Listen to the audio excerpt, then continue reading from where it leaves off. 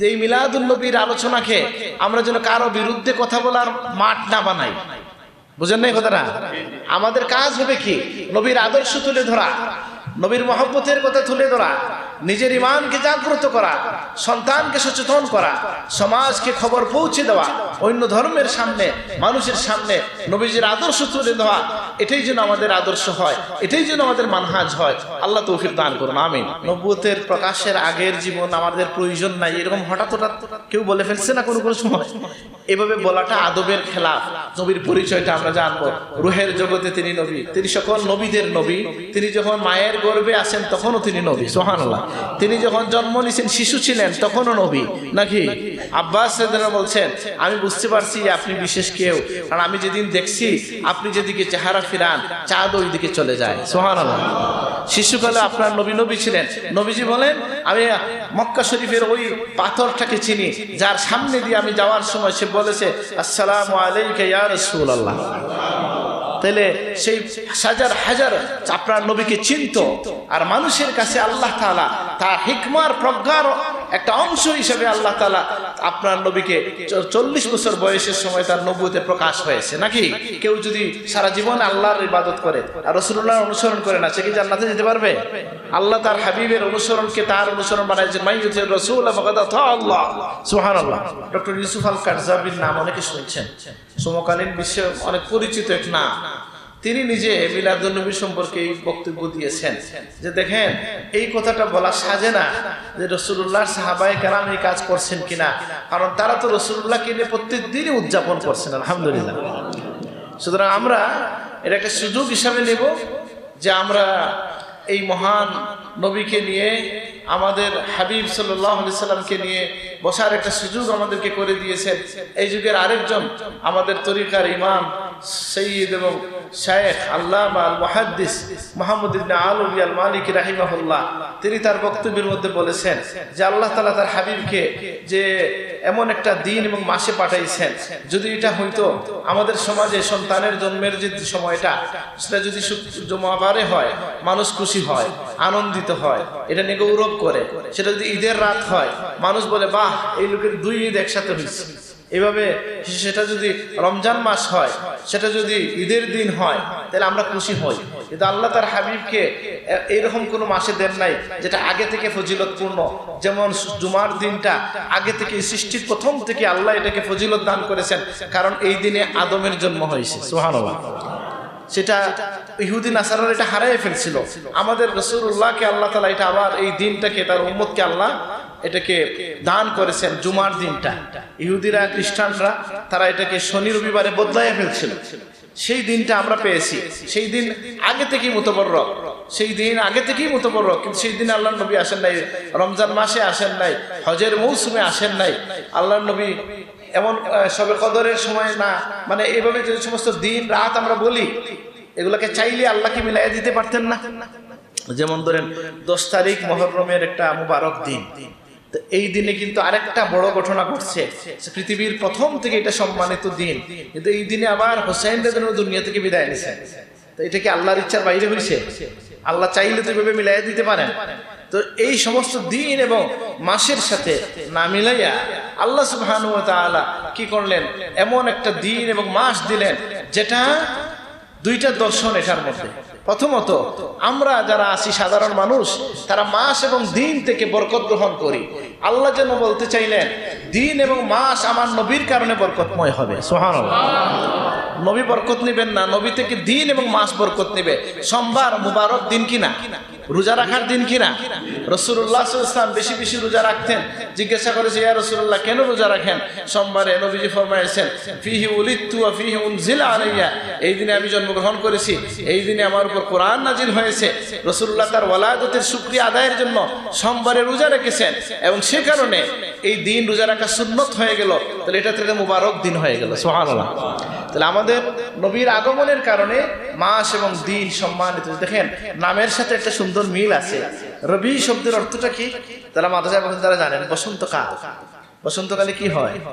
বসন্তকালে গাছের মধ্যে নতুন করে প্রাণ সঞ্চার হয়। কুড়ি দেয় নাকি? খেয়াল আছে কিনা বুঝলাম না। কি নতুন করে পাতা গজায় কিনা? আমাদের এই নামের সাথে আমরা মিল খুঁজে পাই যে এই রবিউল আউয়ালে আমাদের ইমানের বসন্তকাল।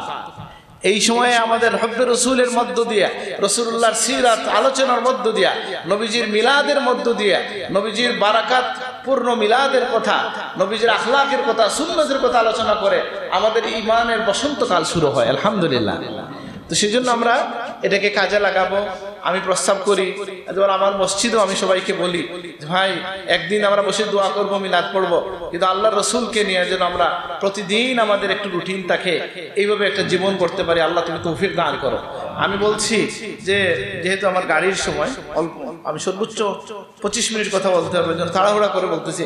আমাকে একজন বলছিল যে আপনি একটু ধীরে বলবেন আর খেয়াল রাখবেন যে সবাই মাস্টার্স ফার্স্ট থাকেন, অনেক ছোট মানুষও থাকে, এই জন্য একটু ব্যাখ্যা করে বলবেন। তো ব্যাখ্যা করে বলার সুযোগ আসলে আমার হাতে আজকে তো মোটেই নাই, খুব তাড়াহুড়া করে বলছি যে আমি প্রস্তাব করি যে ভাই আপনার ঘরে আল্লাহ রসুলকে নিয়ে কোনো বই আছে কিনা, আপনি নিজে এটা একটু পড়েন। এই বইটা আপনার সন্তানদেরকে, পরিবারকে নিয়ে বসে একটু পড়ে শোনা। বুঝেন না কথাটা? সেইভাবে আমরা যেন নবীজির মিলাদকে এইভাবে উদযাপন করতে পারি। আল্লাহ তুমি তৌফিক দান করো, আমিন। সব কিছু, সকল বৈধ কাজ, সব বৈধ কাজ যেগুলা ইবাদতের পর্যায়ে পড়ে, ইমাম আইম্মারা ফতোয়া দিচ্ছেন যে আপনি এটা কিভাবে করতে পারেন, সাদাকার মধ্য দিয়ে করতে পারেন। যেমনটা শাহ ওলিউল্লাহ রাহমাতুল্লাহ আলাইহি সাদকা করে তার বইয়ের মধ্যে লিখেছেন যে তিনি দেখেছেন চানা বিতরণ করে, যেটা নিয়ে রাসূলুল্লাহ তার সামনে নিয়ে বসে আছেন আনন্দ চিত্তে, সুবহানাল্লাহ। স্বপ্ন যুগে তিনি দেখেছেন। আপনাদের জানা আছে জন্য আমি ইশারা দিয়ে কথা বলছি। তো যে কোনো ইবাদতের মধ্য দিয়ে করতে পারেন। এখন আসেন যে আমরা প্রিয় নবী সাল্লাল্লাহু আলাইহি ওয়াসাল্লামের ওয়ালাদতের সময়ে আল্লাহর নবী এক রোজা রাখছেন। এখন যদি আমাদের কারো মনে প্রশ্ন আসে যে নবী কোনো আর কোন ইবাদত করছেন কিনা, আর কিছু করছেন কিনা, এটার জবাব কে দিচ্ছেন? মালিকি মাযহাবের অত্যন্ত বেদাতের ব্যাপারে কঠোর একজন আলেম ইবনুল হাজ মালিকি তার কিতাবের মধ্যে লিখছেন যে আল্লাহ রসুল যে অনেক কাজ উম্মতের দিকে দরাত করা শাফকাতান ওয়া রাহমাতান লিউম্মাতিহি, তার উম্মতের জন্য দয়া পরবশ হয়ে রহমত রেখে, দয়া রেখে, মানে তাদের জন্য কষ্ট না হয় এই জন্য নবী তার জীবনে বহু আমল তিনি করেন নাই যাতে উম্মতের জন্য এটা ফরজ ওয়াজিব না হয়ে যায়। তারাবি এরকম না ঘটনা? নবীজি 2 দিন বা 3 দিন পরে কি বলছেন যে আমি ভয় করি আল্লাহ তোমাদের ওইটা ফরজ করে দেন কিনা, এই জন্য আমি আর বের হই নাই। সুতরাং আল্লাহর নবী একবার করছেন, একটা কাজ করছেন, এর মধ্য দিয়া আপনার জন্য সকল বৈধ কাজের দুয়ার খুলে গেছে আলহামদুলিল্লাহ। আল্লাহ আমাদেরকে তৌফিক দান করুন, আমিন। তা আমরা কি কি আলোচনা করব এই অল্প সময়ে? আজকে তো আমি ঠিক জানি না অন্য উস্তাদরা কি কি আলোচনা করছেন, আমাকে বলেন তো। নিশ্চয়ই ওভারঅল আলোচনাই করছেন, আমরা তো বিষয় নিয়ে আলোচনা করি নাই। আমরা এক একটা দিক নিয়ে আলোচনা করব। সেটা নবীজির ওয়ালাদতের কথা যদি বলেন, এখন প্রশ্ন আসে, ওই বললে তো অনেক সময় আসে যে কাউকে আঘাত করতে হয়, এটা আমাদের স্বভাব হওয়া উচিত না, এটা আমাদের মানহাজ হওয়া উচিত না। এবং আমরাও বলছি যে এই মিলাদুন নবীর আলোচনাকে আমরা যেন কারো বিরুদ্ধে কথা বলার মাঠ না বানাই। বুঝেন নাই কথাটা? আমাদের কাজ হবে কি? নবীর আদর্শ তুলে ধরা, নবীর মহব্বতের কথা তুলে ধরা, নিজের ইমানকে জাগ্রত করা, সন্তানকে সচেতন করা, সমাজকে খবর পৌঁছে দেওয়া, অন্য ধর্মের সামনে, মানুষের সামনে নবীজির আদর্শ তুলে দেওয়া। এটাই যেন আমাদের আদর্শ হয়, এটাই যেন আমাদের মানহাজ হয়। আল্লাহ তৌফিক দান করুন, আমিন।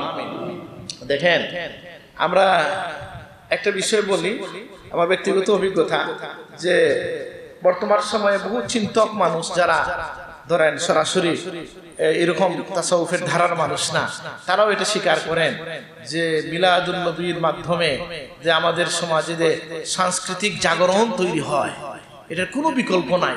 আচ্ছা বলেন তো, অনেক প্রতিযোগিতা হচ্ছে কিনা? আমি এগুলোর মানহাজটা বলছি। প্রতিষ্ঠানগুলোতে প্রতিযোগিতা হচ্ছে, না হইলে হওয়া উচিত। নবীর জীবন সম্পর্কে জানা যাচ্ছে নাকি? আমরা যে কসিদা পড়ছি, আমরা যে নাচ পড়ছি, এটাও কিন্তু একটা সংস্কৃতির অংশ। অপসংস্কৃতির বিরুদ্ধে আমাদের একটা সংস্কৃতি দাঁড়ায় যাচ্ছে কিনা? আপনি দেখেন, আবার দেখেন, আবেগের দৃষ্টিতে যদি আপনি আসেন, ডক্টর তাহির আল কাদরি এই কথা বলছিলেন যে আমরা যে রেলি করি, এটার দ্বারা আমরা কি ইয়ে করতে পারি, মনের মধ্যে কি আনতে পারি, কি ধ্যান, কি ফিকির আমাদের মধ্যে কাজ করতে পারে।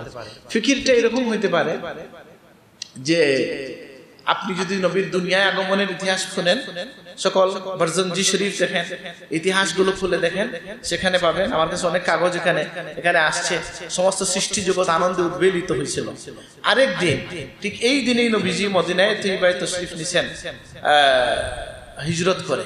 ওই দিনও নবীজিকে স্বাগত জানাইছেন মদিনার বাসিন্দারা, নাত গে রাসূলুল্লাহ শানে তালা আল বদরু আলাইনা, এটা গে।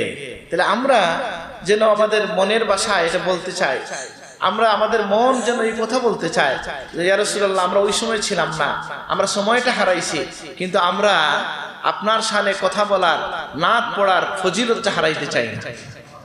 বুঝেন নাই কথাটা? আমি ওই সময়ে নাই, কিন্তু এই সময়ের যে কাজ, এটাকে আমি জাগরণ রাখতে চাই।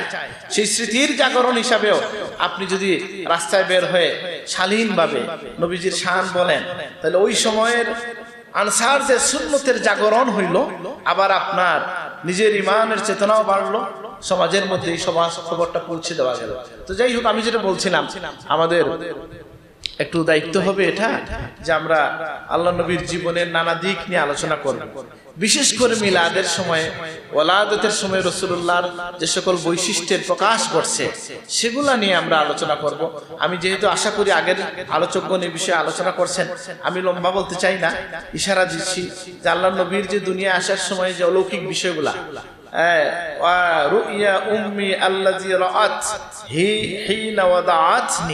আমার আম্মা আমাকে জন্ম দেওয়ার সময়, ভূমিষ্ঠ করার সময় যে নূর দেখছিলেন, আমি হচ্ছি সেই নূরের ফসল। সুবহানাল্লাহ। লম্বা হাদিস, আনা দাওয়াতু আবি ইব্রাহিম ওয়া বিশারাতু ঈসা বি ওয়া রুইয়া উম্মি আল্লাতী রাআত হিনা ওয়াদাআতনি। আল্লাহ রাসূল বলতেছেন, আমি ইব্রাহিম আলাইহিস সালামের দোয়ার ফসল, ঈসা আলাইহিস সালামের শুভ সংবাদ দানের ফসল, আর আমি হচ্ছি ওই দৃশ্যের ফসল যেটা আমার মা আমাকে দুনিয়ায় আগমনের সময় দেখেছিলেন। সুবহানাল্লাহ। এই জন্য এখানে কি মেসেজ আপনার জন্য? এখানে একটা মেসেজ পাওয়া গেল যে নবী নিজের তার জন্মের সময়ের আলোচনা করছেন কি করেন নাই? আচ্ছা, এটা জানার মধ্য দিয়ে কি পাইলেন আপনি? জানার মধ্য দিয়ে আপনি জানলেন যে আপনার রসুল, আপনার হাবিব দুনিয়ায় আসছেন আরো 10 জনের মতো না ব্যতিক্রম ভাবে? ব্যতিক্রম বলতে ওই অর্থে ব্যতিক্রম, তিনি মাতৃগর্ভ থেকে আসছেন, কিন্তু তিনি ছিলেন পবিত্র, তিনি নামে চুকে সুরমা দেওয়া, তিনি নাবি কর্তৃত অবস্থায়, হত্যাকৃত অবস্থায়, সিজদারত অবস্থায় দুনিয়ায় আসছেন। সুবহানাল্লাহ। এই জানার মধ্য দিয়া মহব্বতের যেমন প্রকাশ হয়, ইমানও তেমন মজবুত হয়। এই জন্য মিশরের একজন শায়েখ যে শোনো, এই যে আল্লাহ রসুলের জীবনের নবুয়তের আগের যে অংশটা, এটা নিয়ে যেন আমরা সচেতন থাকি কথা বলার সময়। অনেক সময় না বুঝে আমাদের কেউ এইভাবে বলে ফেলেন যে এর আগে নবুয়তের প্রকাশের আগের জীবন আমাদের প্রয়োজন নাই, এরকম হঠাৎ কেউ বলে ফেলছে না কোনো সময়? এভাবে বলাটা আদবের খেলাফ। কারণ আল্লাহর হাবিবের জীবনে দুনিয়ায় আসার পর থেকে নিয়ে জীবনের শেষ প্রান্ত পর্যন্ত নবুয়তের প্রকাশের আগের যে সময়টা, এই সময়ে কি নবী থেকে এমন কোনো কাজ হয়েছে যে কাজের জন্য উম্মত লজ্জা পাইতে হবে? এমন কিছু ছিল? এমন কিছু যে ছিল না, এটা জানার জন্য ওই জীবনটাও আলোচনায় লাগবে। এবং সেই জীবনের আলোচনা ইতিহাসে আসছে, হাদিসের মধ্যে আসছে, বুখারী শরীফের মধ্যে আসছে। খাদিজাতুল কুবরা রাদিয়াল্লাহু আনহা রাসূলুল্লাহকে সান্ত্বনা দিয়েছেন, কাল্লা ওয়াল্লাহি লা ইউযিকাল্লাহু আবাদা, আল্লাহ আপনাকে কখনো লাঞ্ছিত করবেন না। কেন? ইন্নাকা লাতাসিলুর রাহমা, আপনি সিলা রহমি করেন। আপনাকে যদি প্রশ্ন করা হয় আত্মীয়তার সম্পর্ক রক্ষা করা, এটা ইসলামের বিধান কি বিধান না? ইসলামের এই বিধান, ইসলামের শরীয়ত আসার আগেই আল্লাহ তার নবীকে দিয়ে করায় নিয়েছেন। সুবহানাল্লাহ। আল্লাহর নবীকে দিয়ে এমন কোনো কাজ হয় নাই। এই যে কিতাব আমি বলার জন্য এরা আমার রেকর্ড করতেছেন, বই থেকে পড়লে অসুবিধা দেখাবে হয়তো। এই কিতাবের মধ্যে আমি আছে যে তার পরিবারের কেউ একজন তাকে নিয়ে গেছিলেন আল্লাহর রসুলকে ইয়েতে কাবায়, তখন অনেক মূর্তি ছিল, বলছেন সিজদা দেওয়ার জন্য। তখন কি করছেন? আল্লাহর হাবিব সাল্লাল্লাহু আলাইহি ওয়াসাল্লাম বলছেন, আমাকে নিষেধ করা হয়েছে আমি যেন এদেরকে সিজদা না করি। সুবহানাল্লাহ। আল্লাহর নবী এই যে পর্দার যে বিধান ছিল, বুখারী শরীফে আপনি পাবেন যে যখন মক্কা শরীফে কাবা যখন কুরাইশরা বানায়, তখন আমাদের নবীজি কি ছিলেন? যুবক ছিলেন। তো প্রিয় নবী সাল্লাল্লাহু আলাইহি সাল্লাম তিনি কি করছেন? পাথর আনা নেওয়ার কাজ করছিলেন। তার নুরানি বদনে দাগ পড়ে যাচ্ছে দেখে তার চাচা আব্বাস বলছেন, বাবা তুমি ওই সময়ে তাদের যুগে কি ছিল, উলঙ্গ হওয়া কোনো আয়াত ছিল না, জাহেলি যুগ না, বরং তারা নিয়ম বানাইছিল কাবা আমাদের এই দুনিয়াবি কাপড় চোপড় ময়লা টয়লা থাকতে পারে, হুমিজু থাকতে পারে, কাবা তারা তোয়াফ করতো অনেকেই উলঙ্গ অবস্থায়, নাউজুবিল্লাহ। মানে উলঙ্গ হওয়াটা কোনো আয়াত ছিল না। সেই জন্য চাচা বলছেন যে তোমার লুঙ্গিটা কাঁধে দিয়ে দাও যাতে তোমার কাঁধের মধ্যে দাগ না পড়ে। আল্লাহ রসুল এই লুঙ্গি খুলতে গেছেন, উপর বেহুশ হয়ে পড়ে গেছেন, সুবহানাল্লাহ। যেন আল্লাহ তার হাবিব, বুখারী শরীফে বড় সাহেবের পাশে আমরা পড়ছি তো, এটা বুঝেন না কথাটা? তাহলে আল্লাহ বুঝাই দিলেন যে আমার নবীর রিসালাতের আসবে 40-এ, নবুয়তের প্রকাশ হবে 40-এ, কিন্তু নবুয়তের সকল বৈশিষ্ট্য তার মধ্যে বিরাজমান ছিল এই 40 বছরের মধ্যে। আলহামদুলিল্লাহ। এই আলোচনার জন্যই মিলাদুল নবী, যে আমার নবীর বৈশিষ্ট্য, যে তিনি যে সৃষ্টির প্রথম থেকে নবী, এগুলো তো কোরআন দ্বারা সাবিত। ওই যাখাদাল্লাহু মিসাকান নাবিয়্যিন, ওই আয়াতের মধ্যে খুঁজে দেখেন যে তিনি কি করেছেন, যে আল্লাহ রুহানি জগতে নবীদের কাছ থেকে শপথ নিয়েছেন, নবুয়তের শপথ নিয়েছেন, রিসালাতের কথা বলেছেন, এই শর্তে যে আমাদের নবীকে তারা কি করবেন, সাহায্য করবেন, ঈমান আনবেন, এই শর্তে লা তুমিনুন্না বিহি ওয়া লা তানসুরুন্নাহ, তার উপর ঈমান আনবে, তাকে সাহায্য করবে, এই শর্তে আমি তোমাদেরকে নবুয়ত দিচ্ছি, তোমাদেরকে কিতাব দিচ্ছি। সেই রুহানি জগৎ থেকে আমার নবী। আলহামদুলিল্লাহ। আল্লাহর নবী সেই আদম আলাইহিস সালাম থেকে নিয়ে ওয়াসুমিয়া ফি সুলবিহিন নবিয়ুল আকরাম সাল্লাল্লাহু আলাইহি ওয়াসাল্লাম যাকারাল্লাহ তাআলা ওয়া লাব্বা, নবীর পূর্বপুরুষ একজন ছিলেন, ওনার নাম আমি ভুলে গেছি, ইলিয়াস নাকি? হ্যাঁ, ওই যে বরজিনজি শরীফে আছে যে তার পিঠ থেকে শোনা যাইতো লাব্বাইক কথাটা, যে রাসূলুল্লাহর রূহ এটা বলতো, সুবহানাল্লাহ। সুতরাং আদমের ললাটে তিনি ছিলেন, নূহের সফিনায় তিনি ছিলেন, এবং ইব্রাহিম আলাইহিস সালাম, এগুলা হাদিসের কিতাবে উলামায়ে কেরামের কথায় পাওয়া যায় যে প্রত্যেক নবীদের ওয়া তাকাল্লুবাকা ফিস সাজিদিন, সিজদাকারীদের মধ্য দিয়ে আপনার রূহকে আমি আবর্তিত করে নিয়ে এসেছি, সুবহানাল্লাহ। সেই নবীর আপনি নবীর পরিচয়টা আমরা জানবো, রুহের জগতে তিনি নবী নাকি? তিনি সকল নবীদের নবী। তিনি যখন মায়ের গর্ভে আসেন তখনও তিনি নবী, সুবহানাল্লাহ। তিনি যখন জন্ম নিয়েছেন, শিশু ছিলেন, তখনও নবী নাকি?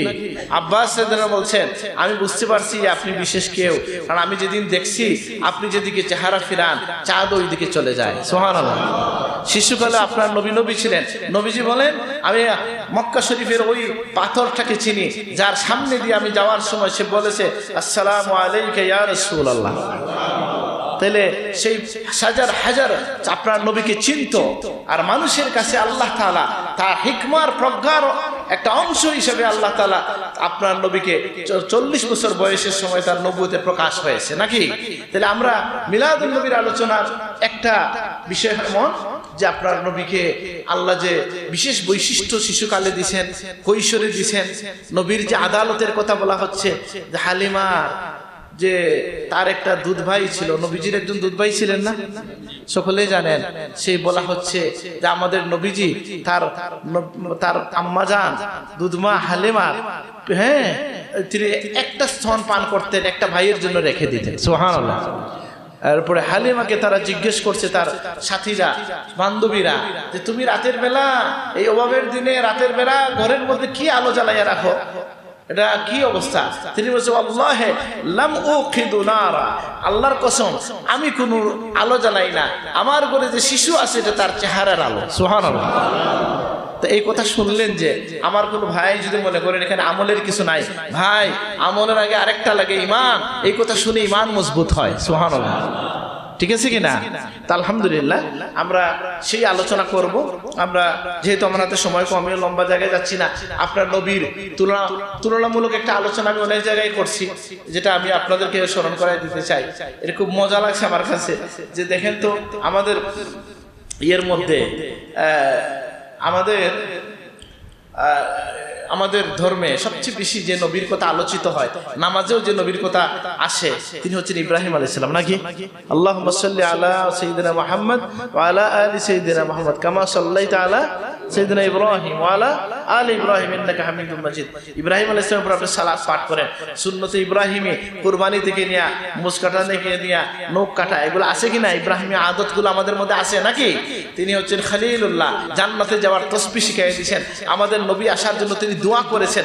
সেই ইব্রাহিম আলাইহিস সালাম জলিলুল কদর নবী, তার সাথে আমাদের নবীর একটা তুলনা করেছেন কাজী আয়াজ রহমতুল্লাহ তার শিফা কিতাবের মধ্যে নিয়ে আসছেন যে ইব্রাহিম খলিলুল্লাহ, আমাদের নবী হাবিবুল্লাহ। আর নবীজি বলছেন জেনে রাখো, ইব্রাহিম খলিলুল্লাহ, আদম শফিউল্লাহ, ঈসা রূহুল্লাহ, এই সব ঠিক আছে, কিন্তু জেনে রাখো আমি হচ্ছি হাবিবুল্লাহ। সুবহানাল্লাহ। তো এই যে হাবিবুল্লাহ বললেন নবীজি, এই হাবিবুল্লাহ থেকে খলিলুল্লাহ, সকল নবীদের মধ্যে জলিলুল কদর নবীদের মধ্যে সর্দার যিনি ইব্রাহিম আলাইহিস সালাম, তার কোরআন থেকে তিনি একটা তুলনা নিয়ে আসছেন। তিনি বলছেন যে শোনো, এই তুলনাটা তুমি করো কিভাবে? বলে মেরাজের রাতে ইব্রাহিম আলাইহিস সালামকে আল্লাহ তাআলা কি বলছেন যে ইব্রাহিম আলাইহিস সালামের ব্যাপারে কোরআন কারীমে আল্লাহ কিছু আয়াত আনছেন, নবীজির ব্যাপারে কিছু আয়াত আনছেন। একটা আয়াত হচ্ছে এরকম যে ইব্রাহিম আলাইহিস সালাম কে আল্লাহ তাআলা বলছেন ওয়াকাযালিকা নুরি ইব্রাহিম মালাকুতাস সামা, আছে কিনা? আছে না? এরকম একটা আয়াত আছে। ইব্রাহিমকে আল্লাহ তাআলা দেখাইছেন সামাওয়াত আল আরদ, আর আমাদের নবীকে কোথায় নিয়ে গেছেন দেখেন, সাক্ষাৎ অথবা উর্দু জগতে বিচরণের বর্ণনা দুইজনের ব্যাপারে কি আসছে। আপনার ইব্রাহিম আলাইহিস সালামকে বলছেন আসমান জমিন আমি তাকে ঘুরে দেখাইছি, আর আপনার নবীর ব্যাপারে ফাকানা কাবা কাউসাইনি আও আদনা, তিনি চলে গেছেন একেবারে অতি ঘনিষ্ঠতায় আল্লাহর। সুবহানাল্লাহ। হ্যাঁ, সেখানে ইব্রাহিম আলাইহিস সালাম দোয়া করছেন ওয়ালা তুখজিনি ইয়াওমা ইউবআসুন, আল্লাহ কিয়ামতের দিন যখন মানুষকে আপনি উত্থিত করবেন আমাকে লাঞ্ছিত করবেন না। আর আপনার নবী দোয়া করার আগেই আল্লাহ সুবহানাহু ওয়া তাআলা ঘোষণা দিয়ে দিয়েছেন, আমি সিদ্ধান্ত নিছি আমার নবী কি শুধু নয়, নবীকে তো অবশ্যই নবীর সাথে যারা থাকবে তাদেরকে আমি লাঞ্ছিত করব না। সেই দিনে আল্লাহ তাআলা নবীকে এবং তার সাথে যারা থাকবে তাদেরকে তিনি লাঞ্ছিত করবেন না। সুবহানাল্লাহ। আপনার নবীর ইব্রাহিম আলাইহিস সালাম দোয়া করছেন আল্লাহ ওয়াজনুবনি ওয়া বানিয়া না'বুদাল আসনাম, যে হে আল্লাহ আমাকে আর আমার পরিবারকে আপনি বাঁচাইয়া দিবেন, আপনি আমাকে এবং আমার পরিবারকে মূর্তি পূজা থেকে বাঁচাইয়া রাখবেন। ওয়াজনুবনি ওয়া বানিয়া আন না'বুদাল আসনাম, আমাকে আমার সন্তানদেরকে মূর্তি পূজা থেকে বাঁচাইয়া রাখেন, হ্যাঁ শিরিক থেকে বাঁচাইয়া রাখেন। আর আল্লাহর নবী দোয়া করার আগেই আল্লাহ তাআলা কি করেছেন, ঘোষণা দিয়ে দিয়েছেন যে আমি সিদ্ধান্ত নিছি ইয়া রাসূলুল্লাহ, আমি সিদ্ধান্ত নিয়ে নিছি যে আপনাকে আমি আপনার পরিবারকে আমি পবিত্র রাখবো। সুবহানাল্লাহ। ইন্নামা ইউরিদুল্লাহ লিইউযহিবা আনকুমুর রিজসা আহলাল বাইতি ওয়া ইউতাহিরাকুম তাতহীরা, আমি আল্লাহ সিদ্ধান্ত নিছি আপনাকে এবং আপনার পরিবারকে আমি পবিত্র রাখবো। সুবহানাল্লাহ। বিপদের সময় ইব্রাহিম আলাইহিস সালাম দোয়া করছেন, বলছেন হাসবি আল্লাহ, আল্লাহ আমার জন্য যথেষ্ট। আর আমার নবীকে নবী বলার আগে আল্লাহ বলেন হে নবী হাসবুকাল্লাহ, আমি আল্লাহ তোমার, ইয়া আইয়ুহান নবী হাসবুকাল্লাহ, হে নবী আমি আল্লাহ আপনার জন্য যথেষ্ট। সুবহানাল্লাহ। ইব্রাহিম আলাইহিস সালাম দোয়া করছেন ওয়াজআল লি লিসানা সিদকিন ফিল আখিরিন, যে আমাকে যেন পরবর্তী যুগের মানুষরা ভালোভাবে স্মরণ করে। এটা জন্য আমার মনে পড়ে ইব্রাহিম কে বলছেন, উমর রাদিয়াল্লাহু আনহু বলছেন নাম ডাক যে চাই ফেসবুকে শেয়ার দিয়া নিজেকে ভালো আছে না, মানুষের মধ্যে এই প্রবণতাটা আছে, কিন্তু নবীদের সাথে তুলনা হয় না। যে ইব্রাহিম আমাদের উমর রাদিয়াল্লাহু আনহু বলছেন আমি কিভাবে এটা থেকে বেঁচে থাকবো, যে হ্যাঁ আমি যেন আলোচিত থাকি এটা চাইতেই পারি, কিন্তু এই চাওয়াটা যেন আল্লাহর জন্য হয়। আল্লাহ তুমি তৌফিক দাও, আমিন। বুঝেন নাই? বেশি আলোচিত থাকা যায় কিভাবে? বলে এমপি মন্ত্রী হইলে বলে এটা 5 বছর বাদে দৌড় করতে পারে, কিন্তু যদি আল্লাহর গোলাম হয়ে যান 1000 বছর ইনশাআল্লাহ। আসেনি? বুঝেন নাই? শাহজালাল সাহেব কি এমপি মন্ত্রী কিছু ছিলেন? আল্লাহ তাকে শরীত রেখেছেন 1000 বছর থেকে, আলহামদুলিল্লাহ। তাহলে যখন তিনি বলছেন আল্লাহ আমার আলোচনা যেন পরবর্তীতে জারি থাকে, আর আপনার নবী দোয়া করার আগে আল্লাহ বলছেন ওয়ারাফানা লাকা যিকরাক, আমি আপনার আলোচনাকে উচ্চকিত করেছি। সুবহানাল্লাহ। মুসলিম শরীফে হাদিস আসছে, আল্লাহর হাবিবকে এসে জিজ্ঞেস করছেন কে জিবরিল আমিন, ইয়া রাসূলুল্লাহ, আপনার রব আপনাকে জিজ্ঞেস করছেন, আপনি কি জানেন কাইফা রাফাতু যিকরি, আপনার আলোচনাকে আমি কিভাবে উচ্চকিত করেছি? আল্লাহর হাবিব বলেন আল্লাহ বেশি জানেন। তখন তিনি বলছেন ইজা যুকিরতু যুকিরতা মাই, ইয়া রাসূলুল্লাহ, আমি আল্লাহ যখন শরীক হই আপনি তখন শরীক হন। সুবহানাল্লাহ। এই সমস্ত কিতাবে কবিতা নিয়ে আসা হয়েছে যে আল্লাহ তার হাবিবকে কিভাবে আলোচিত করেছেন। বলে দাম্মাল ইলাহু ইসমান নবী ইলা ইসমিহি ইজা ক্বালা আল মুয়াজ্জিন ফিল খামসি আশহাদু, আল্লাহ তাআলা ওয়াশাক্কালাহু লি ইসমাহু লিইউজিল্লাহু ফাজুল আরশি মাহমুদুন ওয়া হাদা মুহাম্মাদু। সুবহানাল্লাহ। যে তুমি দেখো আল্লাহ তার নবীর নামটাকে যখন কি করেছেন, তার নাম থেকে তিনি বের করে নিয়ে আসছেন।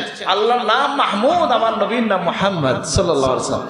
আর আপনার নবীকে আল্লাহ তাআলা কি দান করেছেন, যে প্রিয় নবী সাল্লাল্লাহু আলাইহি ওয়াসাল্লামকে আল্লাহর যেখানে উচ্চারিত হন, আমরা যে কালেমা পড়ি সেই কালেমায় রাসূলুল্লাহ আছেন কিনা?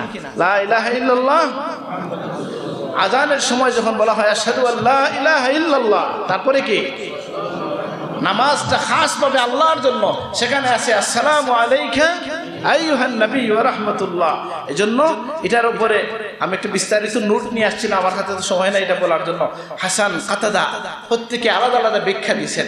কেউ বলছেন এটা ছাড়া কেউ যদি সারা জীবন আল্লাহর ইবাদত করে আর রাসূলুল্লাহর অনুসরণ করে না, সে কি জান্নাতে যেতে পারবে?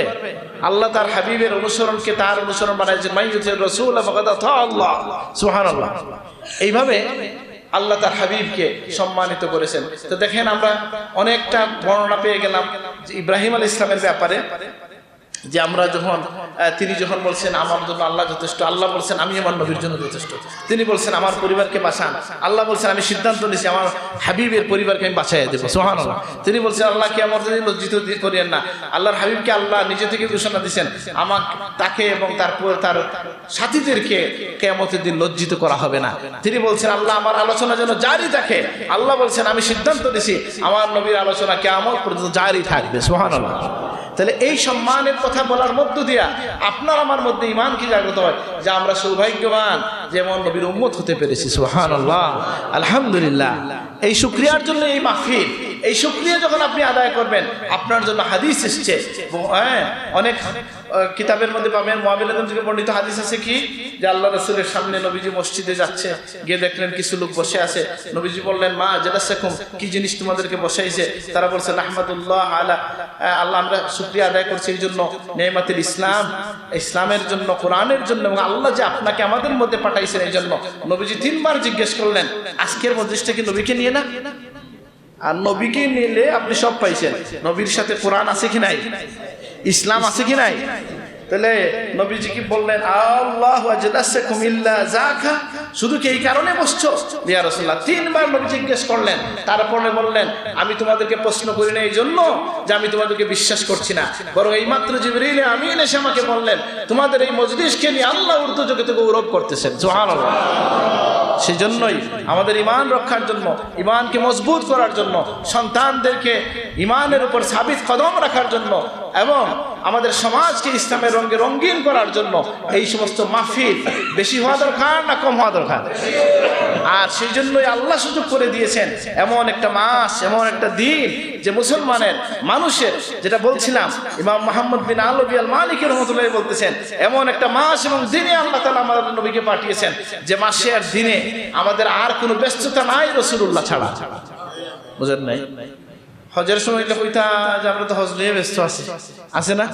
রমজানে বলতেন যে রমজানে তো আমাদের তারাবি আছে, সাহরি আছে, ইফতার আছে, নবীকে নিয়ে আলোচনা করতে পারতেন? বুঝেন নাই? ঈদের সময় তো বিশাল ব্যস্ততা আছে, কুরবানি দাও, এই সেই, হজে যাও, দৌড়াদৌড়ি আছে কি নাই? আলহামদুলিল্লাহ। জুমার দিনে আলাদা ইবাদত আছে। এমন এক দিন দিয়ে দিয়েছেন আল্লাহ তাআলা, সেই দিন এবং মাসটা শুধু রাসূলুল্লাহকে নিয়ে আমরা বসতে পারি। আলহামদুলিল্লাহ। যেহেতু আমার হাতে সময় কম, আমি অনেক কথা বলার উদ্দেশ্য নিয়ে আসছিলাম, অসুবিধা নাই, আরো তো অনেক বলা হবে। ঠিক আছে, আমি একটা ব্যবসা করতে চাই, আমার সাথে ব্যবসা করতে রাজি আছেন কিনা? আলহামদুলিল্লাহ। কয়টা হইব বলো? আমি একটা বই, এটা বড়দের জন্য না, মূলত ছোটদের জন্য। এখন এখানে যত বড় আছেন সবার ঘরে ছোট আছে কিনা? আছে। আপনি নিজে পড়লেও মজা পাবেন। আমি এখানে রাসূলুল্লাহর কিছু বৈশিষ্ট্য একত্রিত করছি। প্রিয় নবী সাল্লাল্লাহু আলাইহি সাল্লাম মানুষের মধ্যে সবচেয়ে সুন্দর, সবচেয়ে দানশীল, সবচেয়ে বীর পুরুষ ছিলেন। কানা আজওয়াদুন নাস ওয়া আসজাউন নাস ওয়া আহসানুন নাস। সুবহানাল্লাহ। এই ছোট ছোট বৈশিষ্ট্যগুলা নবীজির কথা আমি এখানে আলোচনা করেছি। নবীজি কিভাবে হাঁটতেন, কি খাইতে পছন্দ করতেন, নবীজি যখন ঘুম থেকে উঠতেন মিসওয়াক করতেন, প্রিয় নবী হাঁটার সময় এদিক সেদিক তাকাতেন না। একটা কথা 1 ঘন্টা ব্যাখ্যা করা যায়, বোঝেন না কথাটা?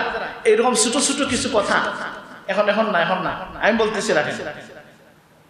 আচ্ছা, তো এইভাবে প্রিয় নবীর অভ্যাসের কথা আলোচনা করা হয়েছে। আমি এই ছোটখাটো একটা বই নিয়ে আসছি, বুঝেন কথাটা? তা আমি চাই মসজিদে কি ব্যবসা করা যায় না, এই জন্য একটা সিদ্ধান্ত নিছি। এই বই হাত দিয়ে 40 টাকা লেখা নাকি, 40 টাকা দিলে আমার পকেটে তো আরাম না নাকি? আর কেন টাকা দিয়ে দিতে হবে? বলে টাকা দিয়ে এই জন্য দিতে হবে, টাকা ছাড়া যদি নেন ফটো ফেলে দিবে। আমি দেখছি তো ভাই, আছে বোধহয় 30 কপি 40 কপি, যেগুলো আছে আমি দিয়ে যাব। পরে সভাপতি সাহেবের কাছে দেন, 20 টাকা করে হাত দিয়ে নেবেন এবং এই বইটার হাত দিয়ে আপনারা ওয়াজে অথবা মসজিদে দিয়ে দিবেন, ঠিক আছে? আর বইয়ের কথা বলতে গেলে আমার অনেক সময় লাগবে, আর এগুলো বেশি বলা উচিত না, কিন্তু আমি ছোট ছোট নবীজির কথা নিয়ে আসছি। যেমন নবীজি যখন হাসতেন তার চেহারাটা চকমক করত, যেন চাঁদের টুকরা হয়ে যেত। সুবহানাল্লাহ। একটা হাদিস হচ্ছে ইজা সারা ইস্তানারা ওয়াজহা কান্নাহা কিতআতু কামার। রাসূলুল্লাহ সাল্লাল্লাহু আলাইহি ওয়াসাল্লাম কান্নাহু কিতআতু কামার, তার চেহারাটা আলোকিত হতো যেন চাঁদের টুকরা হয়ে গেছে। সুবহানাল্লাহ। এক সাহাবী বলছেন নবীর চেহারা এত আলোকিত ছিল, কান্না শামস তাজরি, নবীজি যখন হাঁটতেন অথবা নবীজির চেহারাটা আমার কাছে সূর্যের মতো মনে হয়েছে। সুবহানাল্লাহ। কেউ সূর্যের মতো, কেউ চাঁদের মতো, আসলে তো নবীর মতো বর্ণনা দেওয়ার, উপমা দেওয়ার কোনো কিছু নাই। সুবহানাল্লাহ। এইভাবে নবীজির শানের কথা আমরা শুনবো, ঘরে আলোচনা করব। একদিনের আলোচনাকে যথেষ্ট মনে করব না, একটা বই নিয়ে নিজে পড়বো, পরিবারকে পড়াবো এবং এই মিলাদুন নবীকে আমরা সার্থক করে তুলবো। আল্লাহ তৌফিক দান করুন, আমিন। আসসালামু আলাইকুম ওয়া রাহমাতুল্লাহ।